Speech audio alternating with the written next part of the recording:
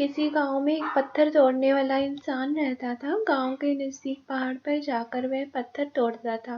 पत्थर तोड़ते तोड़ते एक दिन अचानक उसके मन में विचार आया, यहाँ दिन भर मेहनत करके मैं पत्थर तोड़ता रहता हूँ, लेकिन लोग इन्हीं पत्थरों से अपने बंगले बनाते हैं। मेरा भी ऐसा बंगला होता तो।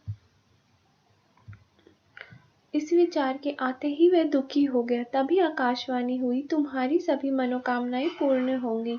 इस तरह उसकी खुद का बंगला बनाने की इच्छा पूरी हुई। उसके बाद कुछ दिन बड़े मजे में बीते। एक दिन उसके बंगले के सामने से राजा की सवारी जा रही थी। पालकी में ऐशो आराम के साथ बैठे हुए राजा को देखकर उसके मन में विचार आया, राजा बनकर पालकी में घूमना कितना सुखद लगता होगा। मैं भी राजा होता तो। मन में ऐसा विचार आते ही आप मानकर पढ़ें कि उसकी इच्छा तुरंत पूर्ण हो गई।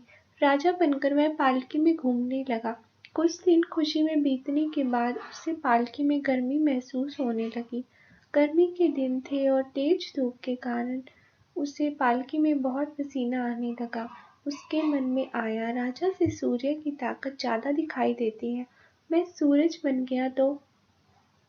उसके बाद वह सूरज बन गया, मगर उसका आनंद गर्मी तक ही टिक पाया। बारिश का मौसम आते ही आसमान में बादल छा गए। बादलों के कारण सूरज छिप गया। अब उसे लगा, सूरज भी छिपा देने वाले बादल तो और भी श्रेष्ठ होंगे। काश मैं बादल होता। ऐसे विचार आते ही वह बादल बन गया। बादल के रूप में आकाश में विचरण करते समय वह बहुत खुश हो रहा था। कुछ समय बाद जोर की हवा बादलों को यहाँ से वहाँ घुमा सकती है। यह उसे समझ में आया। उसके मन में आया, बादल से ज्यादा हवा की ताकत है, मैं हवा हो गया तो। ऐसा विचार मन में आते ही वह हवा बन गया। हवा बनने की खुशी में वह इधर उधर गति के साथ घूम रहा था।